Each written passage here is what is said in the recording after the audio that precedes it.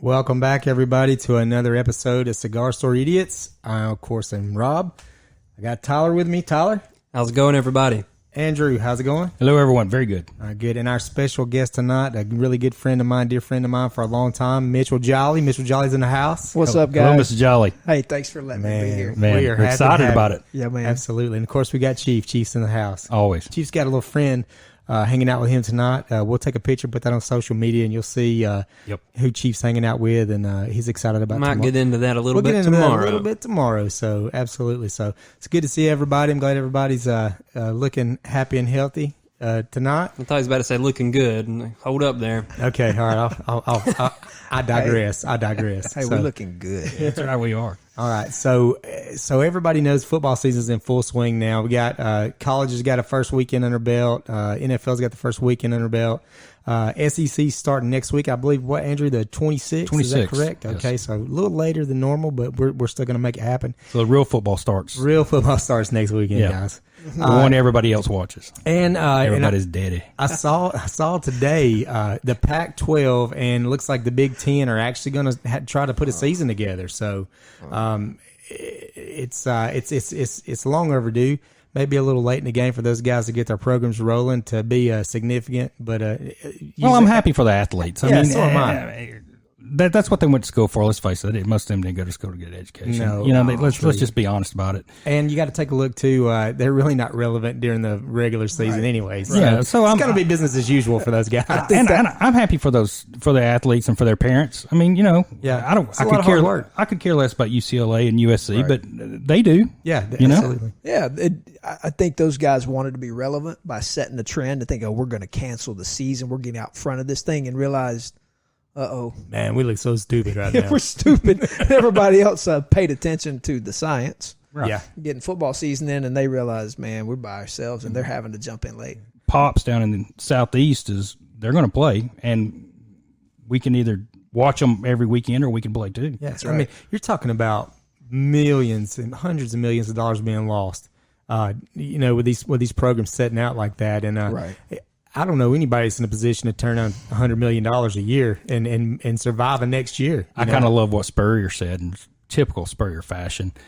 Well, they ought to just play the SEC and the ACC and have the two champions play for a national championship because that's the only place they're going to come to national championship anyway. Yeah, it's the truth. It is the truth. It's the truth. It's going to be the SEC winner and Clemson. That's it. It's Because Clemson plays nobody. Yeah. Sorry, Clemson fans, but you played nobody. Now let's say sorry FSU fans because you lost to Georgia Tech last weekend. That's So awesome. that's pretty great. Yeah. Hey, if an 8-0 Ohio State team gets into the college football playoff over a, say, 9-1 SEC runner-up, Right. I'm going to flip my lid. Yeah. Well, you're not going to get any sympathy from an Auburn fan because we went undefeated and didn't get in. So Right. you're not going to get any sympathy from a one-loss team from any Auburn fan. I can assure you. Not that I'm still sore about 2004. Right. I mean, Right. Yeah. Dude, that SEC West is a gauntlet. It's terrible. That It is is. terrible. It is. Terrible. Nobody's It's terrible in a good way. It's fun every weekend, but it's rough. But It's gonna it's be rough. it's fun. Yeah. When you win it, stick your chest out That's right. and say bring on who's ever in the East. But we've done that and then get beat by Georgia, so you feel good about it, but it didn't always work out your way. Right. Right. Yeah, we've felt that a lot. Things didn't work out our way. Right. I mean, maybe for about 20 some odd years now. There's an awful lot of jaded Georgia, Falcons, Hawks, Braves fans where our expectation is something. Can we that's even going throw to the go United wrong. in there yet after last year's debacle? I guess we can. Well, Yeah, they're not good this year. Yeah, I just saw they lost to It's Nashville. Are they still playing? Is that still going on? Yes, I don't know. I love soccer. No offense to anybody. Tyler, you brought up to me something about Georgia's sweet new uniforms. What did you see about that? I play Madden sometimes. Yeah, that's great. Not much 'cause input on football. I would probably would have said I play NCAA. sometimes.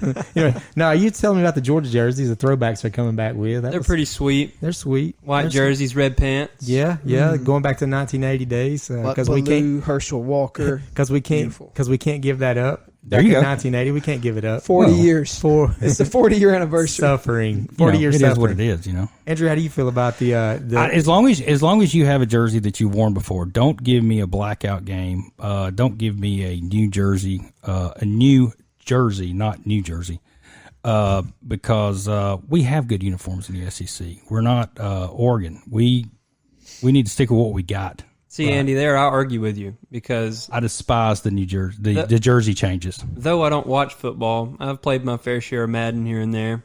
I always mixed up the jerseys as much as I could, get some crazy colors going in there. So I'm all for it. Yeah, but I'm an old guy and I'm all about the tradition. And I think you never see Alabama. And I'm an Auburn fan, so I'm not showing much love to Alabama, but you never see Alabama changing their uniforms. You know why? Because they're iconic. Yeah. Luckily, Auburn never has, and Georgia hasn't much. They did a blackout once or twice, and then they did. I think it was called the funeral after that. Well, we were killed. one you did, and then one time you stomped Auburn pretty good in a blackout. Yeah. But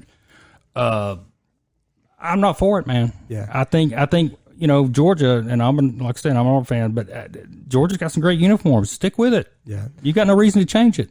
On a side note, every time you say New Jersey, I had to hold myself down from fist pumping. I know, Couldn't right? help it. Jersey Shore, I got excited, But I know I sound like, get off my lawn. I was over here greasing my hair back, throwing the hand up. I was getting excited. Yeah, I get it. I know I sound like the old man. Don't change my jersey. But man, we got good jerseys, man. Let them be. I agree. I'm right there with you. Yeah. Well, again, like I said, I was excited to get Mitchell on the show. We're back in the studio tonight. Got Mitch in. Got off the road a little bit.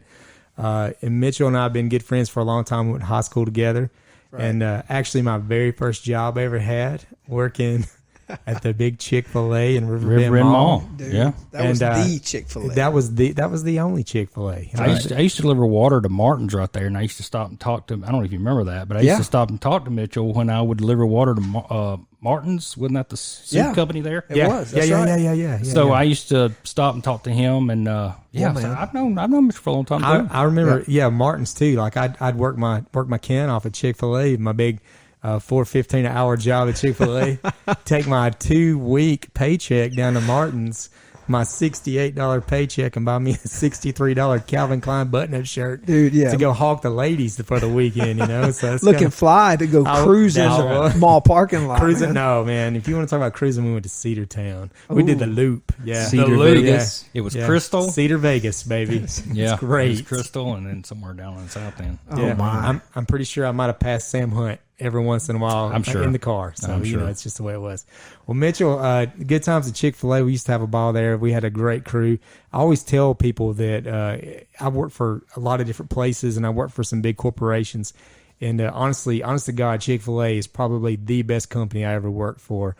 Just as far as how they care for their people, right. And the people that they brought in to work. I mean, I have lifelong friends from Chick-fil-A. Yep. I really do, and I still talk to those guys on a good bit, on a pretty good bit on social media and stuff. So it was a blast. We man. had the best time. It was a good. Not a better drive-through in the country. Not at all. It could be 80 cars, and it's going to be 8 minutes. They've got it down to a science. Give them the Rona. They get it figured out. No kidding, right? Yeah. Give them the national debt. Yes. They got it figured out. Yeah. But I know it's funny. I had several different things I could talk to about. You and I when we were at Chick-fil-A.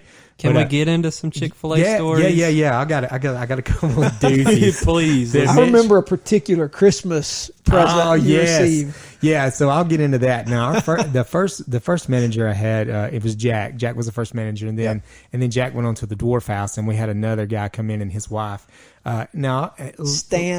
Stan Hoagie. and Jackie. Yep, Jackie Hoagie, that's right. Now, let it be known that I was probably the guy at Chick-fil-A that probably was not being behaved like everybody else. So I always had weekend stories when I would come to work.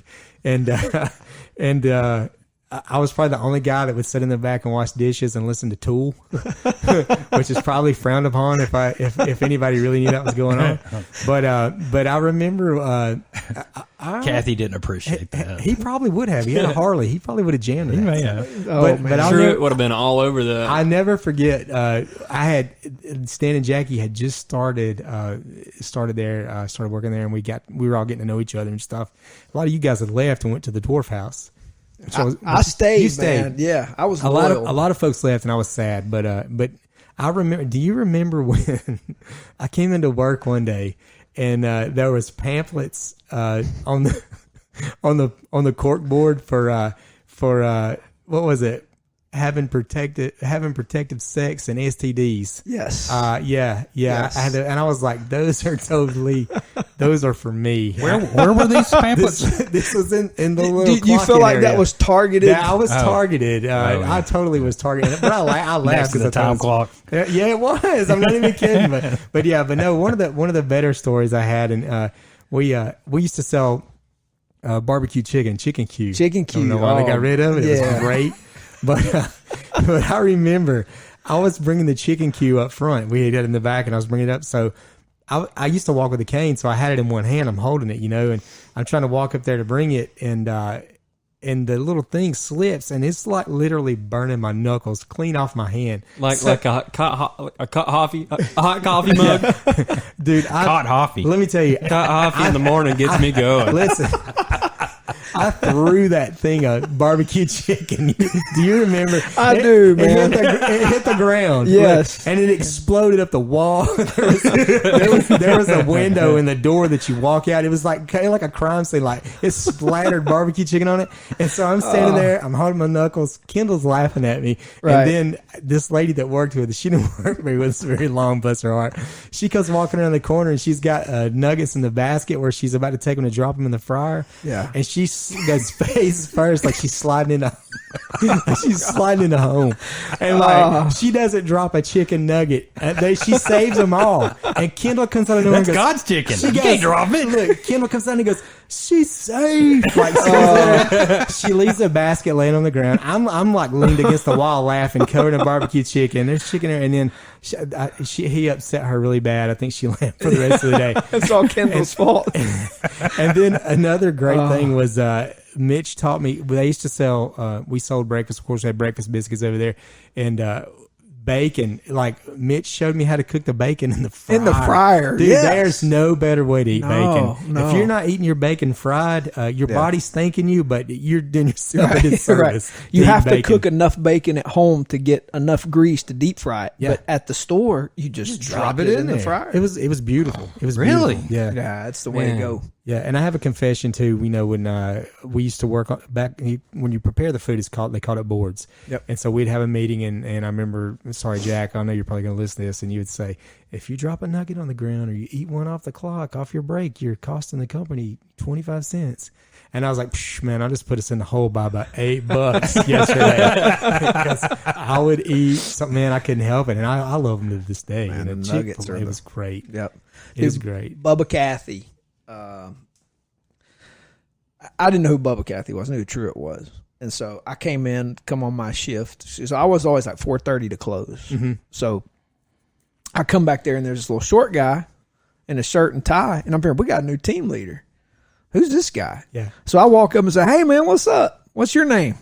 And he goes, I'm Bubba Cathy. And I kind of swallowed hard. Like, I was a little cavalier talking to the owner's son. Oh, no. Yeah. And I felt, it was bad. And I kind of slinked down. Yeah. And he said, it's really okay. I said, you didn't know how I was? And he said, it don't matter. I'm back here to work with you. Yeah. And I had a good time. He was a cool dude, man. But I'm like, hey, what's up, man? Yeah. What you doing? What? That's the thing. Bubba. That's the thing with those people, with the Cathys. They not egotistical. Right. Really down to earth. They are real people. People. And every time you see a good story, something good happening that Chick-fil-A's been a part of, whether you believe in their beliefs or not, they're always doing the right thing for people, and they're always trying to do, they're always doing the best thing for the community. They are. The people, so and they've always been that way. So it's hard not to like Chick-fil-A. No, no doubt. It's hard not to like. If you don't like Chick-fil-A, you're un-American. Sorry. Absolutely. There's Chick-fil-A sitting. Take your flag out of your yard. There's Chick-fil-A sitting on my counter up there right now. So as soon as this is over, And That Chick-fil-A, grilled chicken sandwich. Chick-fil-A should absolutely love my family because we eat there a lot, and We do. And man, I'm like, geez Louise. Chick-fil-A Is there should cater to the podcast. Is there a porterhouse steak in this Yes. sack? It's a little pricey, but it's worth it. It's always good, always consistent. So Yeah. Once you work there, I know, and I know what's in it. yeah, And there's no shortcut. nothing. It's real, legitimate, and I to this day Yeah, love it. That frosted lemonade. Oh, yeah. Yeah. if they had those when Talk we to worked me. there, Talk to me. I weigh 800 pounds. yeah, Yeah. that'd be No, bad. no, But they have the diet one, so it's not quite as let's bad. tell it. Let me tell the truth on this too. Remember when we'd break down the ice cream machine? Yes, We would get that big cup and fill it up with ice cream. Yes, sir. and drink it. It That's was so good. that is your reward for having to break down the ice It cream was. machine. It's like you get to drink I'm all that cleaning good. that. Yeah, I was like, I'm in. So, Look, now I know this was a minute ago, but it's funny you bring up the, having safe sex flyers and pamphlets because for some reason at the high school they thought it'd be a great idea to hand those out to the kids. So they come into my computer class where there was a snack store for all the kids to have, and there's a big bulletin board to the right, the cork board. He's got all his schedules and stuff pinned up over there. Mr. Hosmer was our teacher. So I had the great idea to take our have an unprotected sex and sex awareness posters Section. and ads, and just pinned it up right there on the cork board. yeah. Right beside the picture of Harambe that we also posted and stuck up there. But Nice. every time somebody would come to buy a snack, they would be reminded Good. They should. to wrap it. I'm pretty stoked about you having a picture of Harambe on the court. Yeah, we did. That's awesome. Yeah, Bless Harambe's soul. I know it. Well, look, I got and then we worked in when the Riverbend Mall. We had the Aladdin's Castle. Oh Had yeah, the arcade, man. Oh, yeah. Many a days we spent in there. So I know sometimes I'd get off work. I think you went over there. Mortal Kombat came out. Yep. And there was the What was the first one? He was he was not a knight, but he was the first kind of real cartoonish. what, Dragon's Lair. Dragon's Lair, Lair. yes. The cartoon Yes. video game. Yeah. Yes. I used to stand behind this kid going over there. His name was Dudley. Was it the kid who was probably in the 6th grade, but he was 18 and he had a real light mustache, Trash dash. and he had a stack of quarters on the machine, and he was like a phenom, and nobody wanted to play him. Yeah, Yeah. He ruled the game. Yeah, And yeah, it you was- couldn't beat him. Yeah. And then they had the guy that worked there. I don't know. I'm not going to say his name, but he may invite you to get some candy in his van. To check out his To Pokemon check out his cards. Pokemon cards in the dash. I don't know. I don't remember him. He didn't find me attractive because I don't remember him. He gave me. I always wondered why he was giving me free tokens. I never got free tokens. It's That's not all because I'm of my saying. shining personality. Let me tell you. I No, didn't I'm get just- free tokens. It's terrible. Okay, I miss Morrison's across the way from there too. Morrison's. Oh, God, Morrison's, yeah. It was so good back in the day. That mall was great. It was great. It was great. It was. And then- Man, like when arcades were actually a thing, though. Like, yeah, do y'all all have a good arcade story or just something about the arcade? Because that's something kids nowadays just. Not one I can tell. Okay, all right. I just know that was that you came to Riverbend Mall and it was you went to Aladdin's Castle. You went to Chick-fil-A. But the first thing That's what you you did. did is you went and got your sample of sausage at Hickory Farms. Oh, I don't even remember Hickory Farms been in there. There was Hickory Farms. There's the Orange Bowl. That was great. Orange Bowl. Remember the But Orange Hickory Bowl? Farms, you had the old lady outside cooking Yeah. the actual sausage, and she'd give you samples of it on a toothpick. Yep. Oh God! Okay, samples. Remember that, right? Yeah, I do. Hey. That's when Duffy's Deli was in the mall. Okay, That's now, correct. now look, And a movie theater across from it. That's Yeah, exactly movie right. theater. I saw Star Wars there. I The did first too. one. I met And Top Gun. I met Rick Kemp Exactly right. at when the Bear Bryant movie came out. My dad took me to see the Bear Bryant. I saw it there. And I went to the potty. I was a small child. And I love the Braves, still do. And I looked up, and Rick Kemp's taking a pee right beside me. There you go. And he's like, "Who's this freaking weird kid staring at me while I'm trying to take a pee?" And I was like, That's awesome. I was like, "Daddy." That is great. I was like the kid off of Smoking the Bandit. I was like, "Daddy." That mall used to be the place, man. The Braves. It was. My sister worked with Pam Cox, Bobby Cox's wife, before, and Bobby met Pam at Belk in the Oh, wow. cosmetic That's department, true. and they were co-workers. That's awesome. Because they would come up and sign autographs. Yeah. I got more Del Murphy autographs than I know what to do with. Ah, From well, them I know what you coming can do up with and- some of them. I actually collect those. Yeah, there you go. Yeah, but that's right. I forgot. Bobby Cox did meet his wife there. That's exactly right. That's right. I do remember that. Crazy. Remember that Belks at time? Riverbend Mall. Remember that time we were at the Rome Brave Stadium and Bobby Cox was in the booth up there? Yeah. You saw him. Yeah. I was too young to know who Bobby Cox was. So you're like, go get an autograph, go get his attention. Yeah. So I just picked the most Bobby Cox looking dude I could find. And I'm just screaming at him the whole time going, Mr. Cox! Mr. Cox! It was not Can I Bobby get your Cox. autograph? The dude's just like... Yeah, it was not Bobby It Cox. was not Bobby Cox. I was like, you idiot. No, I'm just kidding. You should have just signed it and just shut you up. Here, there you go. That's awesome. Well, look, Yep. man, we can sit here and talk about, these things forever tonight, but there's one main thing I wanted to bring you in. You and I, we've kept in touch with each other through high school and everything, and I've kind of enjoyed watching your path and watching the way you've headed into your life spiritually. Mm-hmm. Easy for me to say.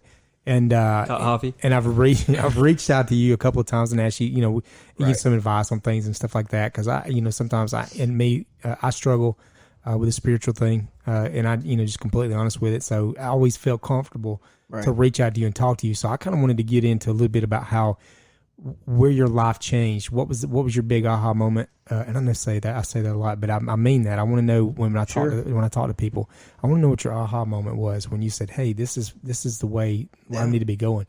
And I also want to get into a little bit how you took your faith and you took your beliefs and it's led you to the Middle East and some of the things you've done over there. That's what I'm excited about. I'm excited about the Middle East thing. It's cool. So I'm gonna that's awesome. I'm gonna turn it over to you, man, and I'm gonna let you have the floor and let's go. Holy cow! Well, thanks, man. It's funny. I something most people would never know about me coming through school. I didn't know I had a learning disability until I barely graduated high school. I'm the bottom of my class. I was just glad to get out. And for whatever reason, I enrolled Georgia Highlands because that's what you're just supposed to do. It was Floyd Junior College back in the day. Booker Holler University. Yeah. Apple's 13th grade, Yes, right? That's exactly right. That's what it was. And I got in there, 18 years old, and I had to take remedial classes because I wasn't up to speed to basically read. And what I discovered was I was dyslexic. Okay. And so I had a teacher there, and I remember her name. Nanette Janes was her name, and she taught me how to write. She taught me how to actually put a sentence together and put it in a paragraph and put some paragraphs together. And the academic gene started kicking. I learned some things, learned how to overcome that challenge. And in all of that, because we're raised in the South, a lot of Christianity is presupposed. It's just supposed, and in a lot of ways, it feels like it's inherited. And so, if you'd asked me, I'd have said, "I'm a Christian." And that makes perfect sense when you say that, because we all, I feel like we all, it's kind of like when we talked with Brian Blaylock a couple of weeks back. If you are from the South, you're primarily your Southern Baptist taught, believings, and brought up that way as a child, and that's the way you know what is right. How you're supposed to look at things. Yeah, that's exactly There's right. no other way. And a little off topic now, but the dyslexic thing, I've never been to the doctor to see if I'm dyslexic, but I can't make it up. I do enjoy a nice cup of coffee in the mornings.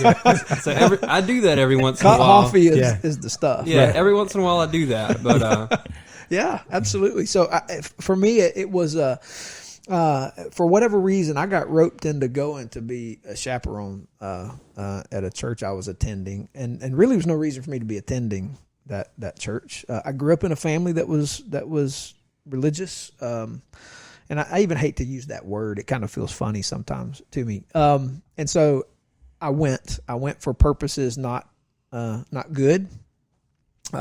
And probably shouldn't say what those purposes are. I went for not good purposes. And as I was sitting there listening to this guy, a guy named Louis Giglio, I don't know if you guys ever heard of him. I do know exactly who that is. You know who that is? I do. He was teaching. That guy's awesome. He's awesome. He was teaching on what the Bible calls the justifying work of Christ, and how Jesus and who he was as God, fully man. He came and he took on flesh to pay for the sin of the world. And he died in my place for my sin. He was buried and he rose and he ascended to the Father to provide salvation for anyone who believed. And it was a supernatural moment because in that moment, on the inside, I was physically hot. I was warm. I started, my thoughts changed, my attitude changed, my desires shifted, and I felt a transformation take place in me. And I went up to somebody afterward and I said, I have no clue what just happened to me, but what I was here for, I don't want that anymore, and I don't know what to do with this. And the dude said to me, I think you just became a Christian. I'm like, okay, that sounds good. Let's roll with it. Let's roll with it. And because I was learning to read, my reading was getting better, and somebody gave me a Bible I could read and understand. It wasn't the King James Version. It was a New International Version, so it was in modern English. Right. NIV. NIV, baby. And I started reading that sucker. I said, well, I guess if I'm a Christian, I ought to read the book of Christianity, and started reading it through. Took a little reading plan, and I was 20 years old at the time, and 47 now. And from that moment on, I've never been the same. Yeah. Never been the same. Like I walked in that building one thing, and I came out totally different. Right. Never been the same. Ever since. Absolutely. Like what I went in there for, I didn't come out with that. I wanted something totally different. And how many times did you walk in there and leave the same? You know, all it takes is just one. Just the one time. Yeah, just absolutely. one something happens. Yeah, You know? I didn't ask for it. Right. I wasn't looking for it. I was looking for something totally different. And I walked in there and found that Jesus was truly alive. And I didn't ask him to change me. He changed me. Mm-hmm. And so It's almost like sometimes things find you, right? yes, absolutely. That's I right. love the Chronicles of Narnia, C.S. Lewis. I love C.S. Lewis. And the character Aslan in C.S. Lewis said to one of the characters in the book, you would not have called to me unless I had been calling to you. Yeah. And he called him into Narnia to be part of this adventure. And he said, the reason you called to me is because I was calling into Narnia. That has been my experience. Yeah. He called to me. He took me from death to life, and I have not been the same since. Yeah. Yeah. Well, I can tell you, Brittany and I came and to church that day, and we were there and listened. And the one thing that I liked, the topic you were talking about, and I won't get into all of that, but what I liked is when you were talking, you weren't really just talking at us. You weren't just making a lot of loud noises and gestures and jumping and hooping and hollering, and it wasn't a show. You were teaching me, and I can tell you, I've never been to a church, and I even told Brittany this, and I didn't grow up in church, okay, and I struggled with finding a place that I could feel comfortable in, and Right. and as you can see, I still was looking, I'm still looking, so and I don't attend church like I should, but when you were talking, you were teaching me, me something, and that drew me in, and that makes me to be one more part, and I enjoyed the message that you gave, and it was a little bit on what is the word that you used? Cultural Christianity. Cultural Christianity, yeah. Nominal Christianity, Right. Yeah. Because that's what I grew up in. It's in name only, right? Yeah. And there was no difference between what I said and what I did. How what I said I believed and how I acted. My favorite thing that I think you said was, if you're using Christ to have a gain, if you're using the name of using the name of the Father and the Son for a gain, personal gain in your life, then that's not the way to do it. Yeah, Jesus is not a means to Or a my mascot. end. You call him a mascot. Yeah, he's not It's my perfect. mascot. He's not my means to my end. He is the end. He's the point. He's the reward. He's where you need to be. Yeah, absolutely, A man. lot of people show it off. Yeah. Kinda like, look what I got. Yeah. Look what's Right. on my side, And do not do what they say. Right. And yeah. that's part of the Hypocritical. yeah, absolutely, completely. And that is Southern Southern Christianity, belief, Southern right? Christianity. So you come down here and it's almost, this is controversial to some people, but I love Muslims, work with Muslims. I want Muslims to believe the gospel. Yeah. And I have a fairly decent grasp of Muslim theology. They believe you're born a Muslim until you get corrupted. They would say Christians have been corrupted. There's a sense to Southern nominal Christianity that's birthright inherited, and it's very Muslim in its theology. Yeah, it makes perfect sense. Could you that go say into that. the Muslim Wow, theology a little bit? that's a That's a crazy way to that's a look crazy at way it. to look at it, but and, it's- and I it's- like it, and I can relate to that. Yeah.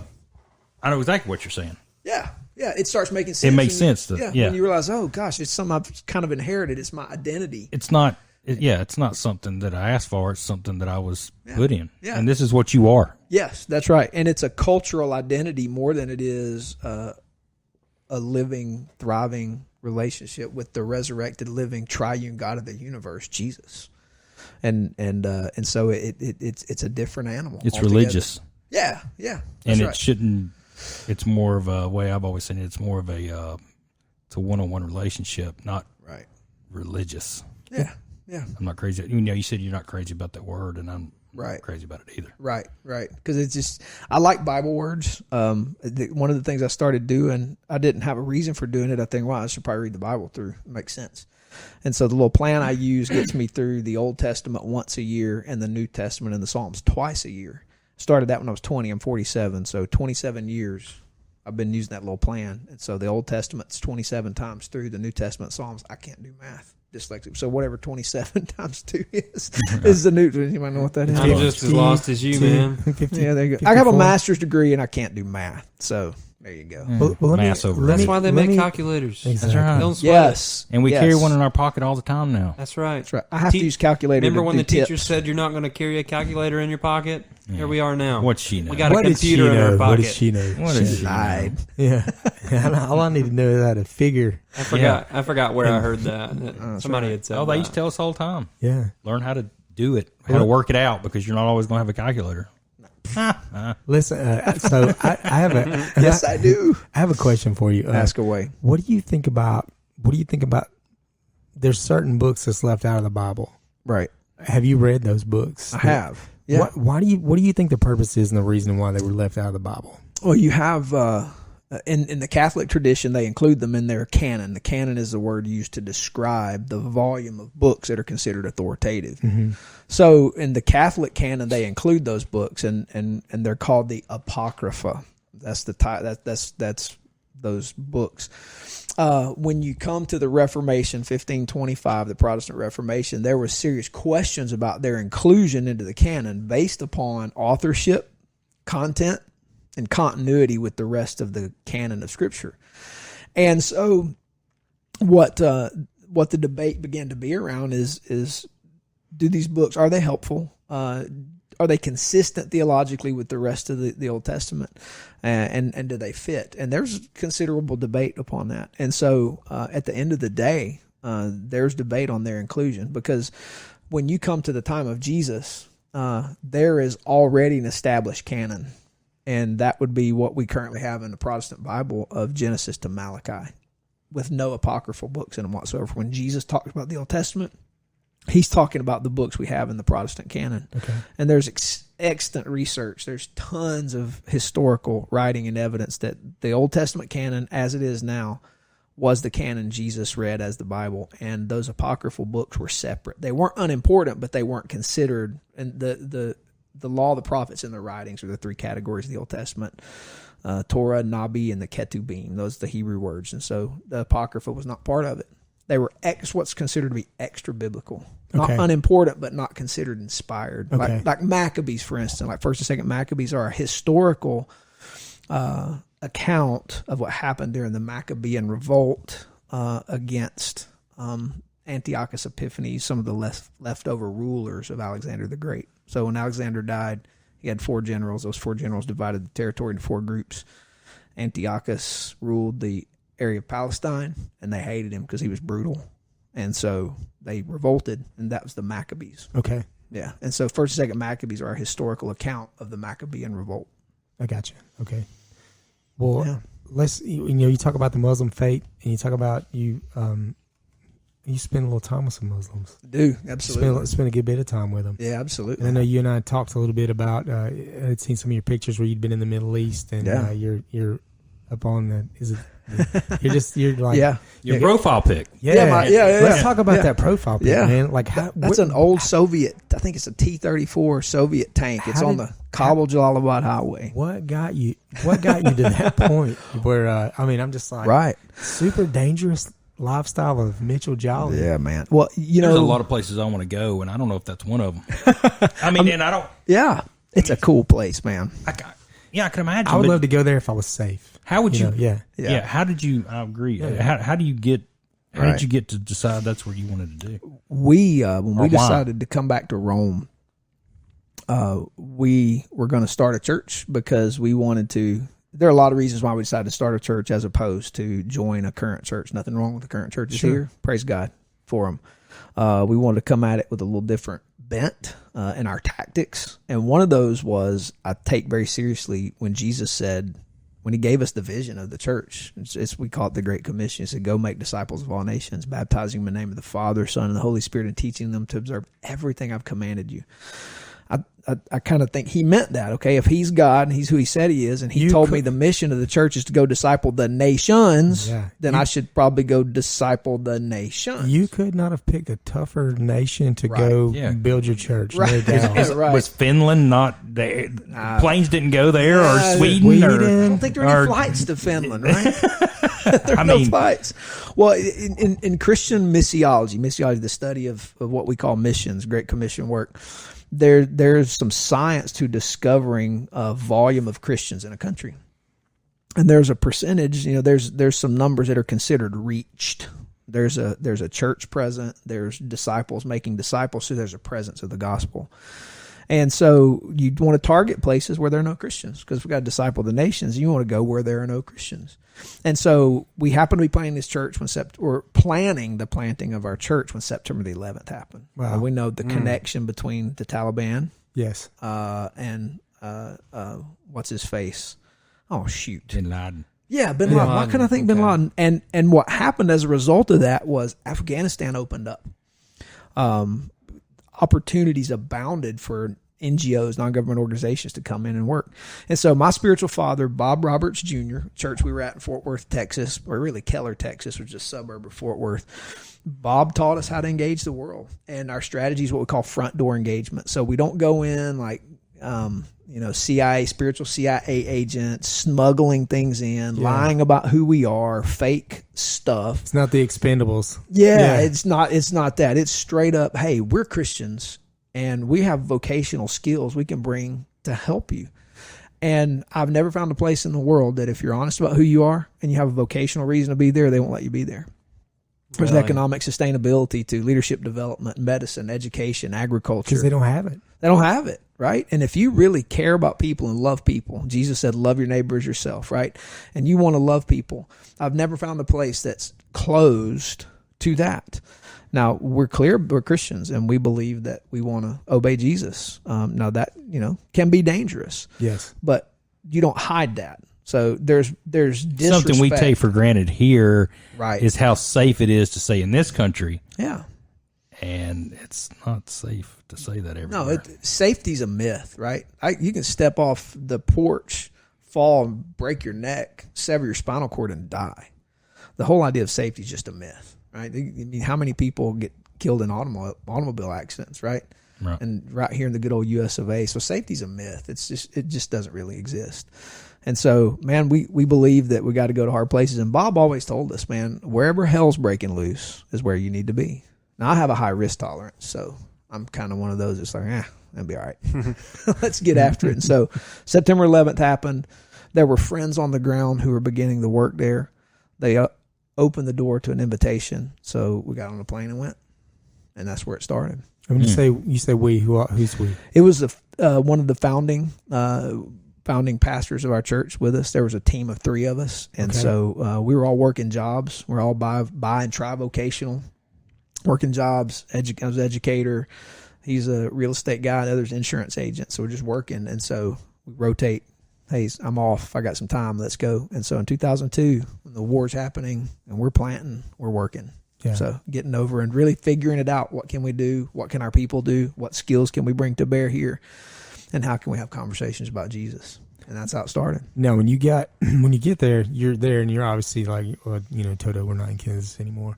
You're taking a look around, and it's just it's a whole different world. Right. Can you go into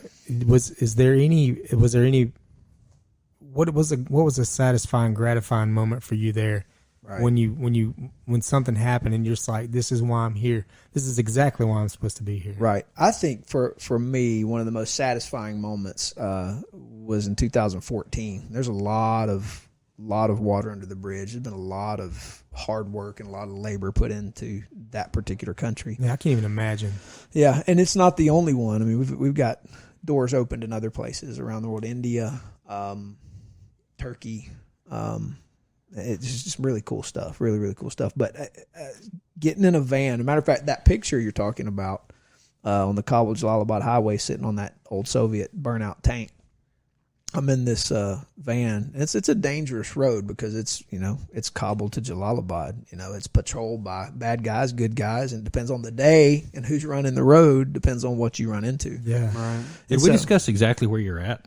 Yeah. So then in Kabul is the capital of the city, okay. and Jalalabad is in the east. It's over. I missed that somehow. Yeah, it's over toward Pakistani border, and Jalalabad's kind of like Dodge City. Wow! It's shoot them up. Yeah, it's legit. Kabul's very metropolitan. I don't think Kabul's at all dangerous. You can get into Kabul. I mean, people still do bad stuff in Kabul, but they do bad stuff in Atlanta. So Right. Yeah. So there is safe places. yeah, I think Right. so. For me, every place is safe, but I'm different. I'm Right. very different. I'm not afraid to go anywhere. So, but Kabul's a safe place. I'd take anybody into Kabul, just for the experience to go to Kabul. Say Right. you've been there. It's a cool place. And so the Kabul Jalalabad highway, and I'm in a van with a couple of guys, and their English is week. So the guys, we were there teaching leadership development for the government approved leadership course. So was language ever a barrier? Was communication ever a barrier? Sometimes it is. Okay. Sometimes it is because English is an international trade language. Most countries want their citizens to know English. And so, in fact, one of the things we can do is we go in and our people can teach English at the university so that they can gain that trade language, French, English, other international trade languages. And so with that being the case, you can communicate pretty good. And if not, one of them speaks good enough English to translate for everybody who doesn't. Because you're getting off the plane not knowing any of their language, right? I never picked up much on the language. I can smile and Right. Yeah. Right. talk who's louder. Gonna say no to that smile. The Which smile way and wave. to the store? So, I don't know. A few things. Salam alaikum, little things like greetings, phrases, and stuff like that. And what is that? It's may peace be with you. Gotcha. And then And is that a- walaikum assalam is like peace be with you as well. Okay. So it's a greeting you give, and then you give one back. So is that the equivalent to hello and goodbye? Yeah, it is. Gotcha. It's a good equivalent to hey, how you doing, and the extended greetings. I don't know how to do all that. I just like Right. a smile and wave, Yeah. like that. So, but we're having this conversation, and this guy says to me, "Do you have a book for me?" And I was like, "I don't know." And he said, "I had a dream, and you and I were in this van, and Isa told me in this dream that you have a book for me." And I'm okay. All right. And so you have to be careful with stuff like that because sometimes that's legitimate and sometimes it could be a bad guy playing you, Yeah. So I said, I'm not sure which book you're talking about. Can you tell me more about this book you're talking about? And he kind of mutters on a little bit and he said, it's the Injil. The Injil. It's the New Testament. That's the New Testament. It's the word for New Testament. It's Injil. And I'm like, oh boy, you kind of swallow hard and go, well, let's go all in, man. And I said, I do have a book for you. Can you read English? He goes, yes, I can read English. So I opened up my bag and I gave him my Bible. Yeah. And he said, this is the book that you gave me in my dream. Wow. I'm like, this is awesome. Yeah. And so we had conversations about Isa all the way to just 3-hour drive to Jalalabad. Yeah. And I don't know what he ever did with that. Have no clue what he did with that. Yeah. But I gave him the book Jesus gave me to give to him and trust that the Lord had good. Like the Lord didn't invite me. He just came. I trust the Lord did something in him and we'll see that on the other side. Yeah. Which would be cool. That's pretty cool. Yeah. That's a crazy encounter. Yeah. Can I tell another one? Yeah. Yeah, please. man. Okay. Don't stop. We're Tell listening. them. Okay, We're cool. listening. We 2004 and on the other side, Kandahar. So Jalalabad's east of Kabul. Kandahar is way out west, way out in the desert. And so we were there. I was actually Kandahar's not that safe of a place either. It's pretty dangerous. Yeah, it may be worse than Jalalabad. Okay. So it's Mullah Omar, who's the founder of the Taliban. That's his home. Oh, all right. okay. So Okay. So are y'all purposely targeting the most dangerous places in the Middle East? yes. Man. Yes. Yeah, those are things we like. If it's dangerous, that's kind of where we want to be. Yeah. And so we're there. My purpose for being there is really pastoral. These people who are there are our people. They're our folks. And so they live, work there. And so I'm there just shepherding, just loving, caring. But with a team that's actually doing physical labor as an electrician, and leadership development, some medical work, and I'm just shepherding. I'm being a pastor to the people who are part of our fellowship. So we're there 14 days, and it's time to go. And at that point in 2004, there's only UN flights, so it's not like you can go get on Delta and go home. So there's one UN flight a week. Well, there's 4 of us, 2 in our party. We're staggered, so you have to stagger travel, trying to be safe. Don't travel in large groups. Don't draw attention to yourself. Don't be a target for the bad guys. And so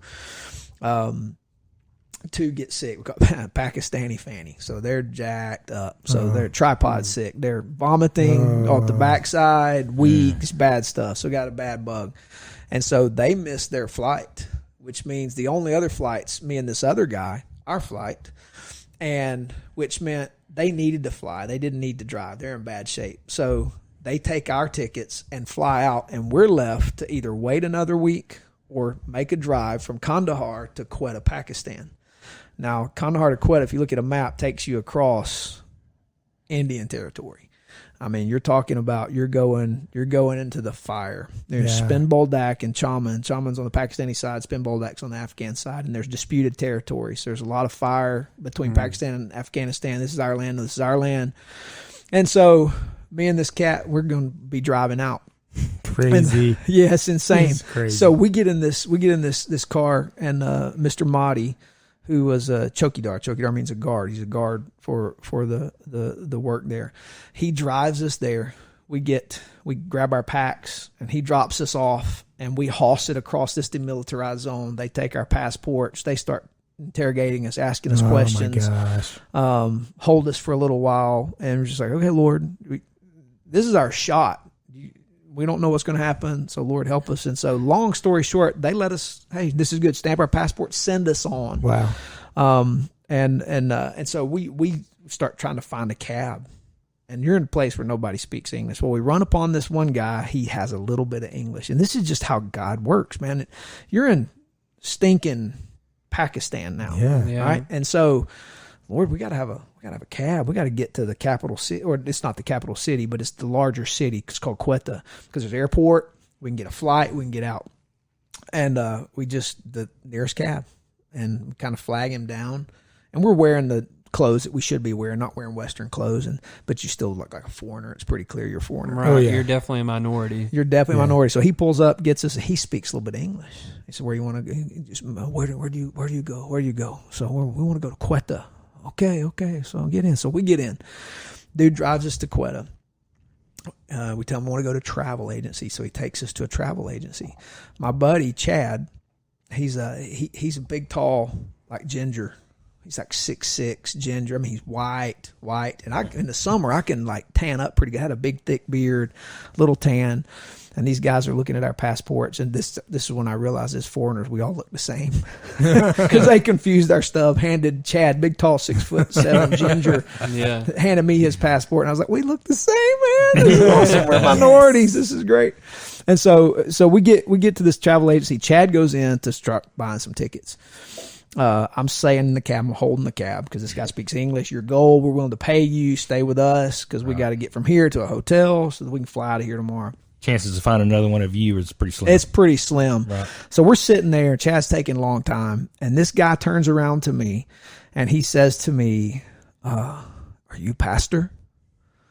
And I'm going, "Oh, no. Oh, man."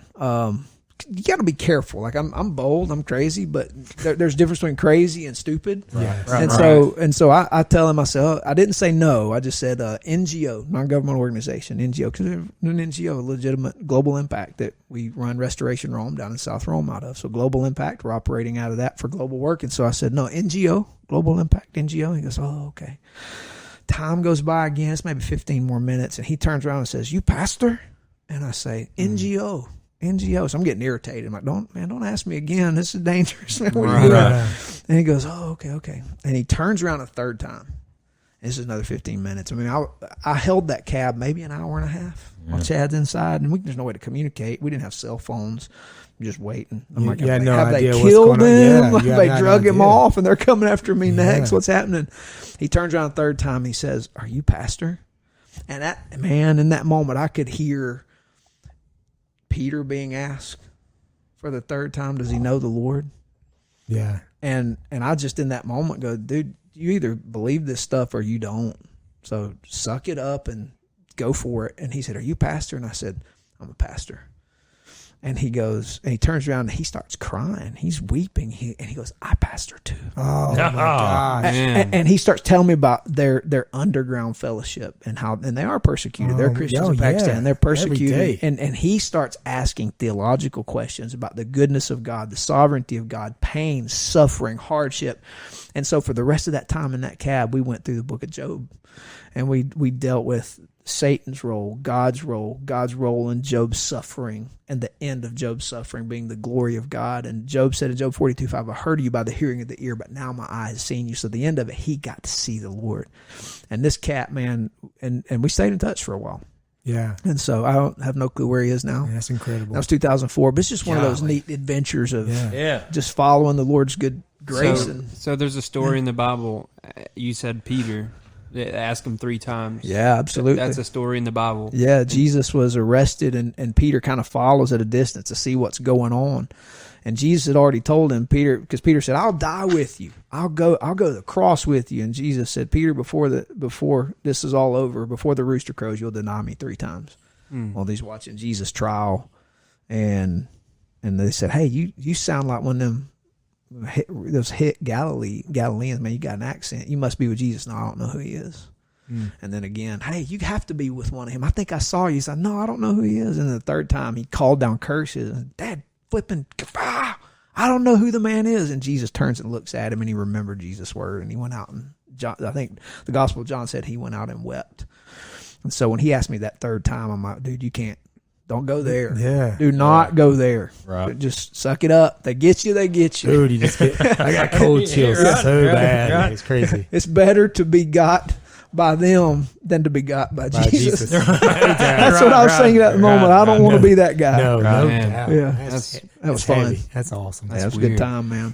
No, I mean, I guess that was pretty dangerous, but were you ever in a situation to where you were like, I don't know if I'm gonna come home. I don't know if I'm gonna make it home on this one. I would say I've never been in a place where I really, really thought that this might be it. There were some times where it was pretty tense. The crossing the border was a little bit of a challenge. There was never a time of regret. No, never. Now, did you ever sit down and eat dinner and look across from you and go, I never in a million years would think this person would be sitting across from me. I would be eating dinner with this person. Yeah, every single time. I think back to barely getting out of high school, learning I've learned disability, and learning that I've got an academic bug.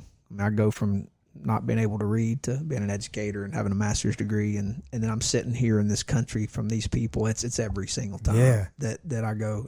A little Silver Creek, Pine Ridge Drive kid who couldn't read, and here I am sitting across from the governor of the province of Kandahar. Yeah. That's just the craziest thing I've ever It is. It's unreal. It's cool. And it's just the power of the gospel to take, I think there's a value, there seems to be a value that our world values shiny things. Yeah. Things that are astute, things that are big and powerful. And the Bible's very clear that God takes the weak things to shame the strong, because that's how the kingdom works. Jesus doesn't pick the best. He picks the least so that it's evident that it's him. So when I'm in those moments, I remember you're the dyslexic kid. It's not you. It's the Lord taking you and exalting himself through you. Using you as a vessel. Yeah, absolutely, man. Yeah. We have this treasure in jars of clay to show this all-surpassing powers from God, not from us. So it's a humbling moment, but it's like, this is cool. Yeah. Right. This is dang cool. It's a lot of fun, man. It's good. When's the last time you've been? I haven't been to Afghanistan since 2014. Okay. I've been, there's been a lot of other work in India, up in the north in this region called Ladakh, which is in the Himalayas. And we got a friend there that lives and works there. He's actually, his name is Gulzar Hussain, and he runs an actual, he's from that region, and he runs an outfitter, Snowbird Himalaya Outfitters. And you want a cool trip? Yeah. You want to drop some coin? I'll connect you to Gulzar and a motorcycle trip through the Himalayas, where a multiple day where you camp. And then rather than backpack, bless a lot of work, I've done, that's rough. Yeah. At 20,000 feet backpacking, that's rough. I'm not made for that. I mean, That's rough. I mean, man. correct me if I'm wrong. I'm pretty sure they have tigers that will. Yeah, I'm not there. Not there? Okay. No, not there, which is good. Oh, which yeah, is good, but yeah. they have altitude that will chew you up. Choke this is you why to it's death. better to Yeah. ride a motorcycle. Yes, And agreed. they do motorcycle tours, dude. I'm telling you, it's the coolest trip ever. But Gulzar does a ton of good work up in there. I mean, there's people who've never had access to the gospel, never heard the name Jesus, no Bibles, nothing. And so, And you just got in there. yeah, just get in Doing there. your thing. Yeah, doing your thing. It's that you got a legitimate vocation. Mm-hmm. And Gulzar is just, man. So we actually go over and go do fun stuff. And while we're doing fun stuff, take the good news. Yeah, man. It's fun, dude. It's Yeah. good. So Indian turkey's been the past few years. Okay. And so How open are they to listening to you? I have never had, I mean, there's every now and then somebody who's, Of course. yeah, but by and large, nobody except for here. People are weird about talking about Jesus here, but people always want to talk about Jesus. They're intrigued by It's Jesus. not in the States. Yeah, not in the States. That's so I have odd. better conversations here in town with our Muslim population in town. Mm-hmm. The imam at the Islamic Center in town's a friend. I've had him to my church to talk about Islam and Christianity, and Yeah. not in the worship service, but we'll have a special time, and I let him, hey, teach us, and we're going to ask you questions. And I would so- love to hear yeah. that. Yeah, it's cool. Next time he's there, he was actually scheduled. It's like the middle of March, and the daggum Rona hit. That had to get canceled. Rona. Right. The I would Rona. love to hear him. Yeah, next time he's there, get you to come. Yeah, he's right there, right down from, right there on Shorter Avenue. Yeah, that's Yeah. right. I know exactly where it's at. Yeah, that's right. Nadeem Hamid is his name. He's a good guy. He's a professor at Berry, and he's computer science. He's tenured professor at Berry computer science. He's Pakistani American, and good dude, man. He's a brilliant scholar, and so love talking to him. And Muslims love to talk about Jesus. They respect Jesus. They just don't believe he's God. So Right. And they want me to pray the Shahada, and I want to baptize them. I tell them, Nadeem, I want to baptize you. I want you to believe in Jesus. gonna He says, train. no, it will never happen. I want you to pray the Shahada. I'm like, it's not going to happen. Yeah. What is it about the people that they just almost like they don't listen to you, or that maybe they don't fully understand? You know, like how does that? You know, what is it about them, or how do you go about approaching those people? You talking about our Muslim friends or people Right. here in Rome? Well, just in general, Right. You know, I guess. For me, it's very relational. I look for opportunity just anytime somebody wants to have any kind of conversation, religious dialogue, and just love to bring up Jesus. You Right. know, that's just my heart because of what he did for me. I want people to know he can do that for them. So I look for any relational opportunity to take a conversation and talk about Jesus. Yeah. Right. Because there's not much in life that doesn't have some spiritual connotation. I mean, Brian, the other day, that was full of spiritual connotation. There were 5 million biblical metaphors in his experience. Oh, I'm yeah. sitting there like Absolutely. unpacking that. Yeah. Like some of the stuff dude was seeing, I'm like, that's Ezekiel 1. I don't think he was thinking Ezekiel 1. I don't even Yeah. know, but I'm like, that's the vision Ezekiel had when he saw the Lord exalted in Ezekiel chapter Right. 1. What he was describing, I was seeing Ezekiel Man, 1. And And so I was the- sitting there I was like, I got to tell this guy about Jesus. Yeah. Right. Brian's like, dude, I know Jesus. I'm like, we disagree, but this is okay. And, But I take that kind of stuff and I say, let's have a conversation about that. Yeah. right. A question I had for you, and something that's something I'm pretty curious about. Do you think that psychedelics or any psychoactive substances have a correlation to religion? Boy, that's a good question. Right. Listening to that podcast, that's just a good question. I don't know. Yeah. My hunch is probably not. Okay. I don't know the effect of drugs on, like, because God made the brain works a certain way. It's Right. It's electric. Right. It's neurological, right? That's what but there's the electricity, there's all this stuff happening. And I don't know what a drug does to the brain. Right.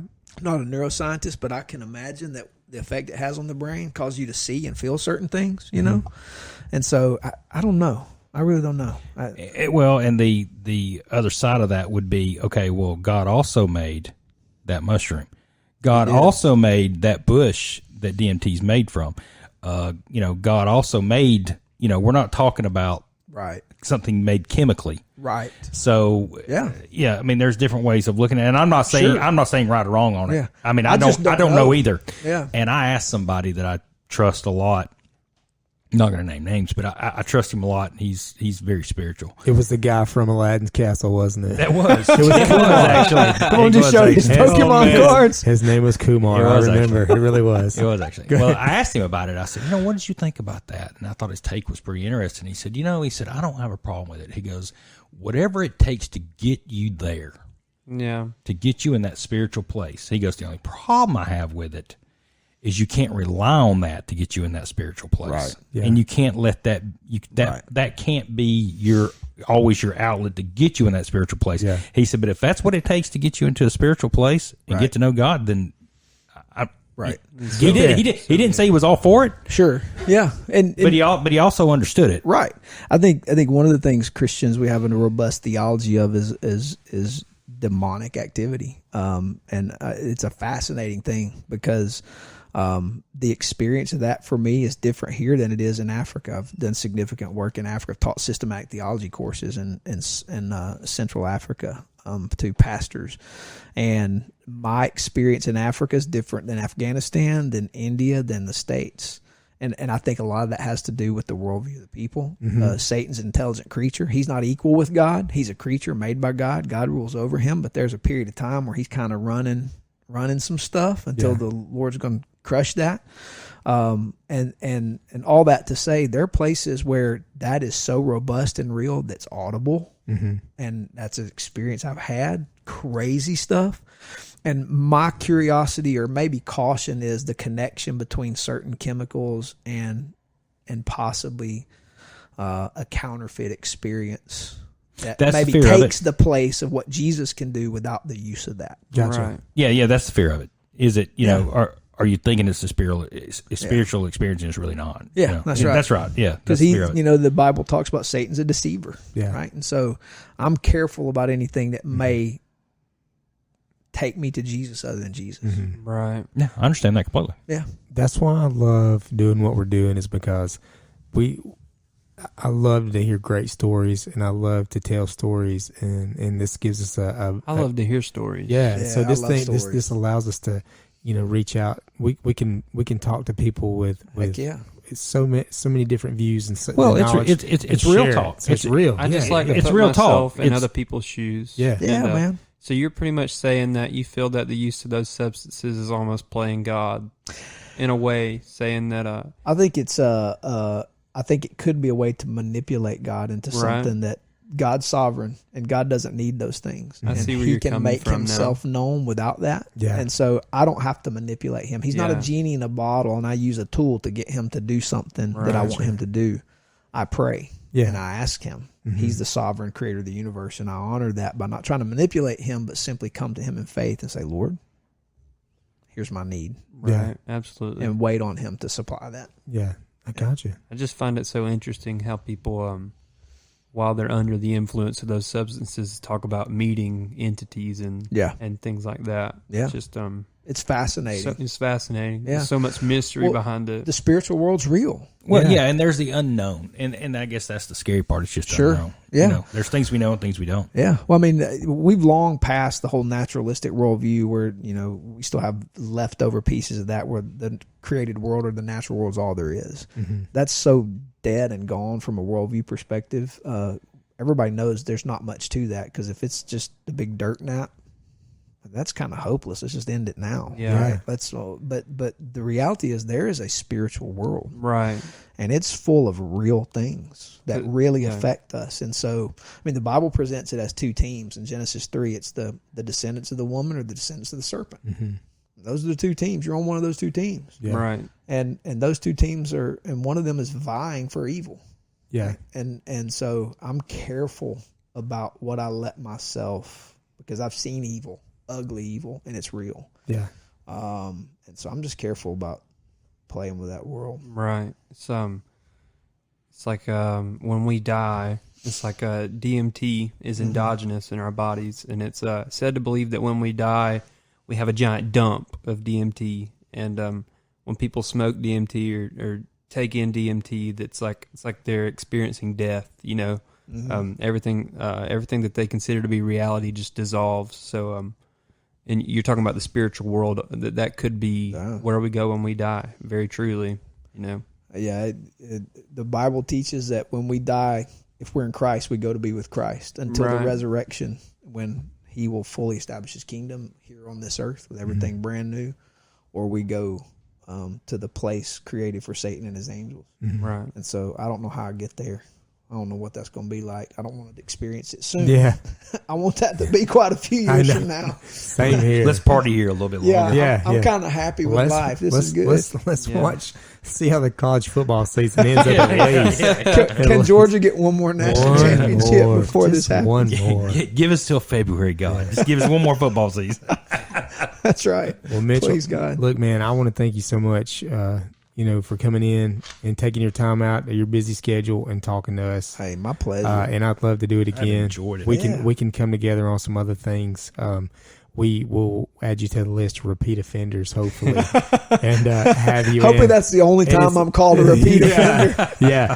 So we would. We're going to give you a bad name. Just letting you know. We would love to have you as a repeat offender, Dude, so we'll try to figure out something. But now, what we're going to try to do, if I can do it correctly, is get Mitchell Jolly. Are you ready for 10 random questions? Let's do it. 10 random questions. All right. Yes. Mitchell Jolly, these are 10 random questions. I need a yes or no. You have one mulligan, which you can use as a no comment. Okay? I love it. Okay. But we would really like for you to answer every single one of them. So. Let's do it. All right, man. 10 random questions. All right. If you can handle the Middle East, you can handle 10 questions. I can handle it, man. No fear, baby. If you can handle my lazy tongue today, I can't even talk. Here we go. Again, All right. real talk. 10 random questions. Who has better public fights, Walmart or Popeye's Chicken? I've seen more Walmart fights than Popeyes, so I'm going to go with Walmart. Okay, all right. Is Chick-fil-A truly the Lord's chicken? Yes. I believe that.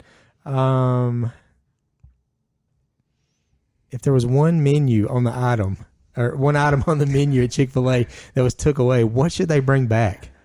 Carrot raisin salad. Carrot raisin salad was so good. It was the stuff, man. Chicken salad sandwich was mine. I was what I would have. Chicken Q. Do you still have nightmares about Coach Hunnicutt's topping class? Yes. What was the saying? Charlie! What was the Pork chop, greasy. Topping one is easy. That's right. That's right. Or the best one is when you don't hit return and it beeps. He goes, you know what it says every time it beeps? It goes, dummy. That's awesome. I hope Jeff and Greg listens to this. This is the best thing ever. That's awesome. What is something that you enjoy that others may think it's odd?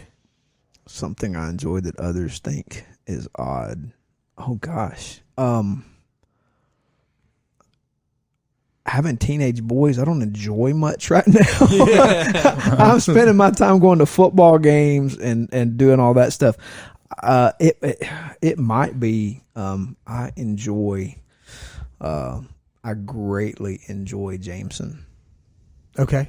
All right. Sometimes people in my world think that's weird. Okay. All right. No, that's your. I'm not a lush. No. There's nothing. Yeah. There's nothing wrong. That's great. By the way, that's good stuff. That's very I'm good going to stuff. say it's not odd. That's stylish.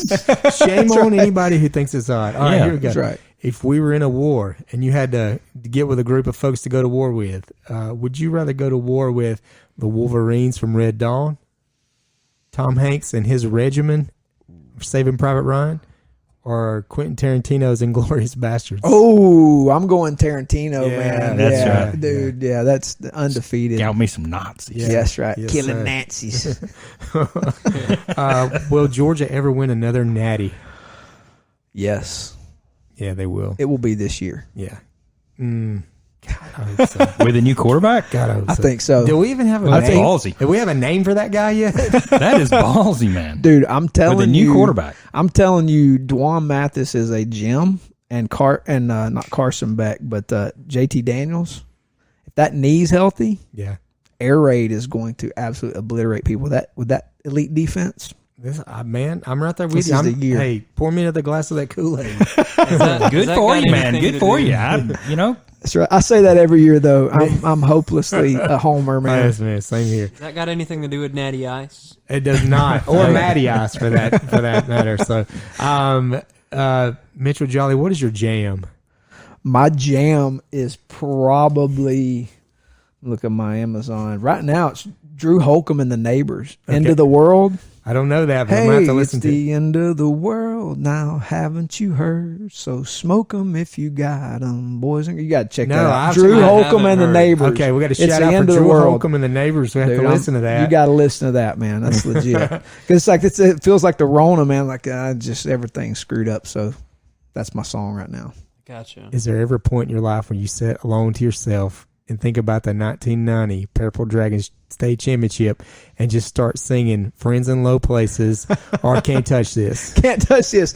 There's not too many weeks I don't pull up that Channel 5 out of Atlanta video Oh, yeah. with Rusty and Scott Yeah, Crabb and yeah, Ken yeah. Irvin. Brandon Davis. Yeah, Frankie Bra- Fletcher. Yeah, Yeah. Frankie. That's right. That, Look, yeah. and I say that because if they told us, this game's going to sell, it's going to be huge, which it was humongous, and you had to get there early and get you a seat. So we got there, and the only two freaking songs they played 2 hours before the game, back to back, was "Friends in Low Places" and "Can't Touch This." Yes, sir. Well, and at home they played because we were wearing black on black. It's back in black. Back in black. We yeah. were because I remember sitting like we'd be in the end zone warming Yeah. up. Andrew was a part of that 1990 You were. championship team. Well, I dressed out, but I was a sophomore. You were a sophomore. Yeah, I got beat up by those guys you saw on the field. They were, I had the job of Yeah. blocking that defense, trying to block that defense as a sophomore that nobody in the state could block. Bo And Payne. It was not a good time. I was Tony a center. Hall. No. I was a center on the scout team. Oh, my. So I got to block Bo Bo Payne. Payne. Ooh, And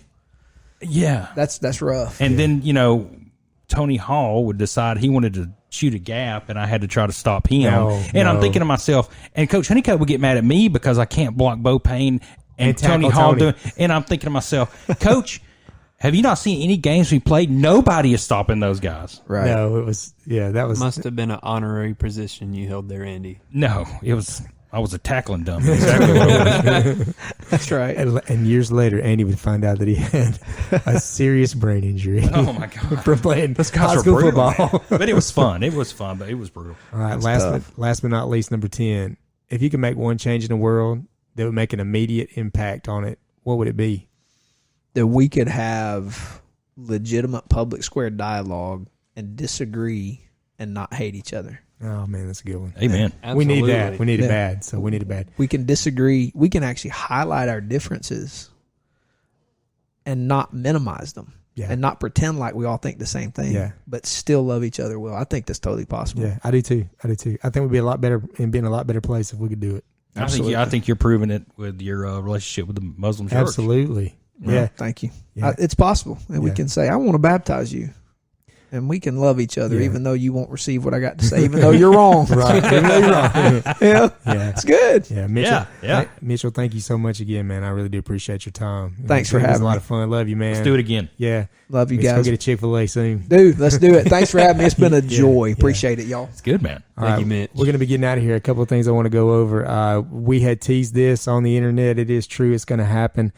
Cigar Store Idiots are headed to Athens, Georgia, to interview Spike Bukowski of Terrapin. He is one of the Terrapin Brewery. This guy is Mr. Terrapin. So When you think of Terrapin, he is responsible. we are stoked about it, excited about it. So we're taking the show on the road, headed to Athens, going to God's country, and it should be a debatable. good time. Should be a good time.